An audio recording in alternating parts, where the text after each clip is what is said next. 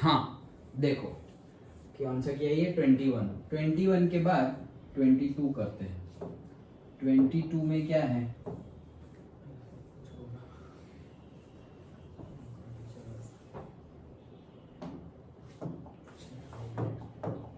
Yes, सो 22 discuss करते हैं।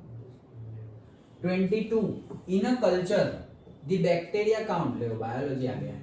इन a culture the bacteria count is 1 lakh, ठीक है, पहले बैक्टीरिया काउंट 1 लाख है कहीं पर, t is equal to 0 time पर, ठीक है, और तो लिख देते हैं ना जो भी गिवन है। चलो 20 second, t is equal to 0 time पर बैक्टीरिया का काउंट है 1 लाख। मान लो कि number of bacteria is x, क्योंकि हमें कुछ तो लिखना पड़ेगा ना, 1 लाख क्या बैक्टीरिया, तो बैक्टीरिया के लिए b मान लो या फिर x मान लो। ओके, सो से पहले सेंटेंस लिख लेना, let x be the number of bacteria. क्या होगा,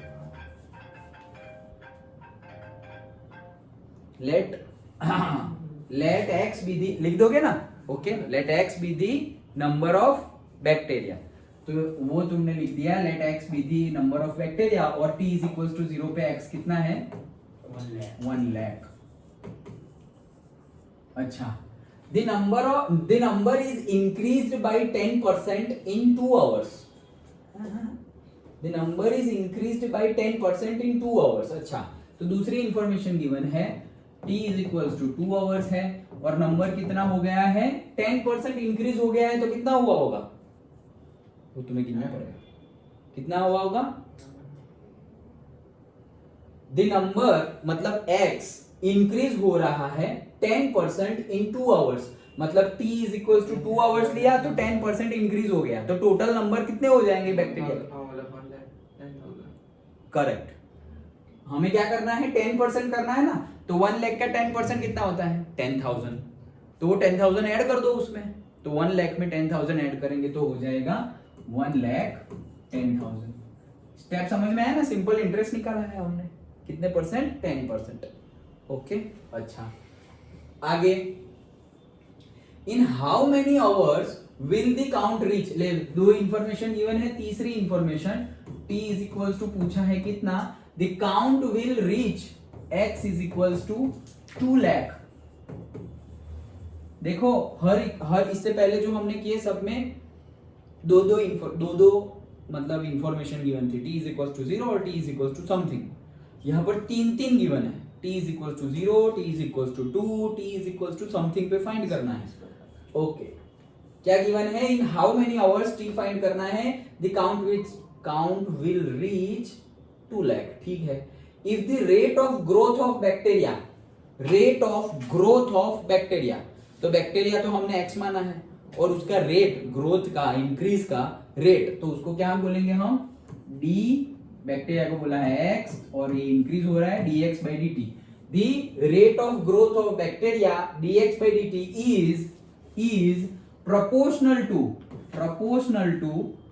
देखो is equal to बोला होता तो मैं equal to लिख देता, उन्होंने proportional to बोला है, तो is proportional to the numbers present, तो नंबर को तो हमने क्या बोला है x बोला है, ये गिवन है।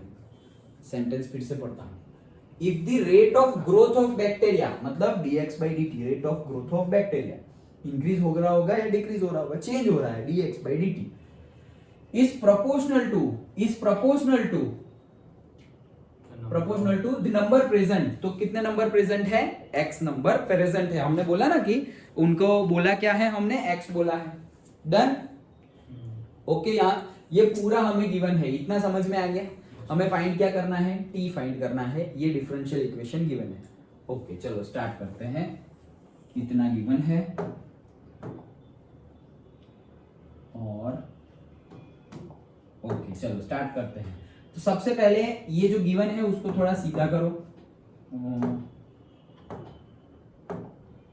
dx by dt प्रोपोर्शनल का इक्वल टू प्रोपोर्शनलिटी कांस्टेंट मैंने लिख दिया k into x, done. Okay, अब वेरिएबल सेपरेशन लगा दो, तो क्या हो जाएगा, x इधर आएगा, 1 by x dx is equals to dt उधर गया k dt, x इधर गया 1 by x dx और dt उधर गया सही है, ओके, समझ में आया ना। अब इंटीग्रेशन करो, 1/x का क्या हो जाएगा, log x, k तो कांस्टेंट है तो k कांस्टेंट, dt का क्या हो जाएगा, t, डन। और फिर क्या आएगा, c। समझ में आया क्या किया, ये वेरिएबल सेपरेशन लगा दिया, ये सब करना है स्टेप बाय स्टेप, मैं तो डायरेक्ट स्टेप कम करके लिख रहा हूं। तो इंटीग्रेशन कर दिया, 1/x का हो जाएगा log x, k तो कांस्टेंट है तो इंटीग्रेशन के बाहर इंटीग्रेशन dt का आंसर आएगा t, तो वो हो जाएगा k into T plus c। तो ये है हमारा मेन इक्वेशन, इक्वेशन नंबर 1। अच्छा, अब वैल्यू पुट करो, तो चलो स्टार्ट करते हैं। t इज इक्वल टू 0, यहां पर t is equal to 0 put करेंगे, पूरा गायब। तो x की वैल्यू कितनी है, 1 लाख, तो यहां पर वैल्यू क्या आएगी, log of 1 lakh is equal to, ये पूरा 0 हो गया तो ये आ गया c, c की वैल्यू मिल गई। ओके, अब ये c की वैल्यू अंदर पुट कर दो, तो c की वैल्यू अंदर पुट कर देंगे तो क्या होगा, log x is equal to k t plus c की वैल्यू है log 1 लाख, 1 2 3 4 5। ओके, तो this equation becomes our second equation, updated, done. Okay, अब तो ये सब कुछ हमने देख ही लिया है, पूरा ही, ये बंद कर दूं ना, अभी देख लिया है ना ये है। हाँ, तो इतना हमारे पास है। अब एक इंफॉर्मेशन रख दी हमने, एक कंडीशन रख दी, दूसरी कंडीशन रखते हैं।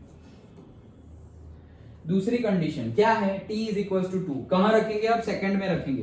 t इज इक्वल टू 2 हो तो x कितना है वो लिख लेना, तो log ऑफ x, और x कितना है, 1,10,000, 1,10,000, अच्छा 1,10,000, सही है।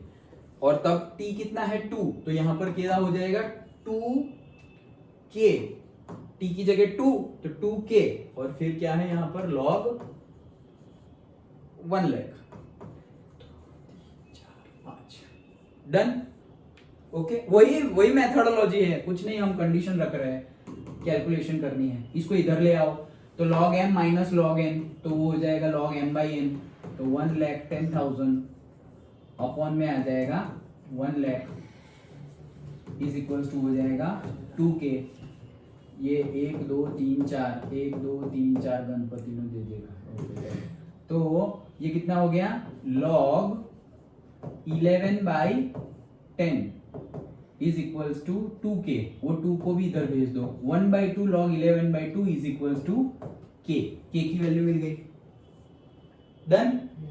ओके, अब k की वैल्यू वापस 2 में डाल दो, तो और अपडेट हो जाएगा हमारा डिफरेंशियल इक्वेशन। तो यहां पर है log x is equals to, k की वैल्यू ये डाल दो, 1/2 log 11/10, और फिर है t, तो फिर है t प्लस log 1 लाख, 1 2 3 4 5। समझ में आया, ये हमारा इक्वेशन हो गया नंबर 3 और अपडेटेड वन। ओके, अब तीसरी कंडीशन निकालते हैं। क्यों तीसरी कंडीशन निकालेंगे, हमें c भी मिल गया, हमें k भी मिल गया, तो तीसरी कंडीशन क्यों निकालनी है, क्योंकि हमारे पास कुछ और नहीं है। क्या नहीं है, t नहीं है, t ढूंढना है, वो कहां है, t जो हमें ढूंढना है वो है नहीं, तो तीसरी कंडीशन डाल देते हैं। देखो,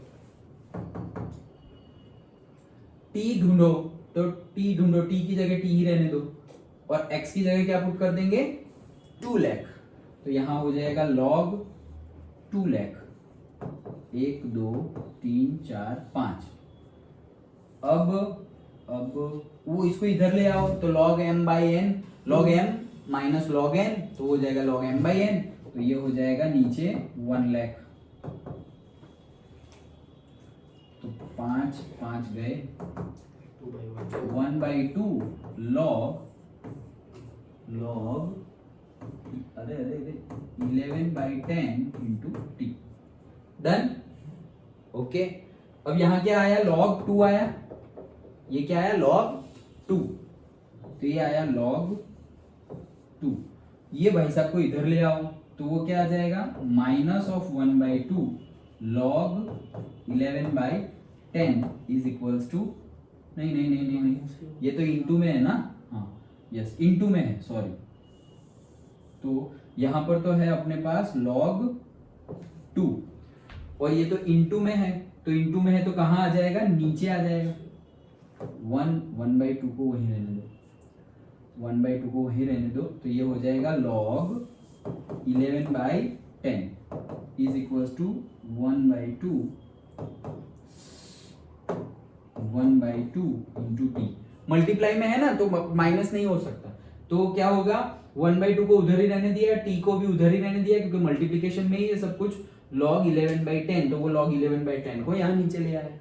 ओके, हमें टी की वैल्यू ढूंढनी है, तो खत्म, यहाँ से आंसर आ गया। ये तो log में आंसर आएगा, आने दो, हमें क्या, क्योंकि उन्होंने तो आंसर भी नहीं दिया, e raise to something log 2 की वैल्यू ऐसा कुछ नहीं दिया था, ऐसे ही छोड़ दो।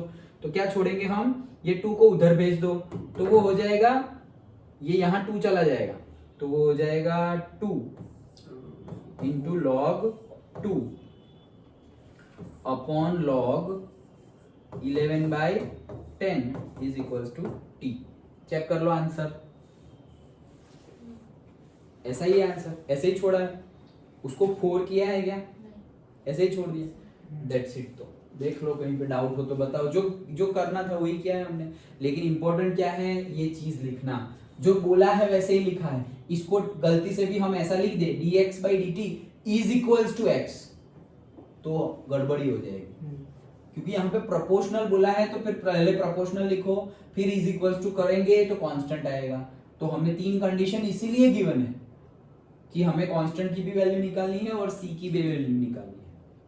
ओके, देख लो।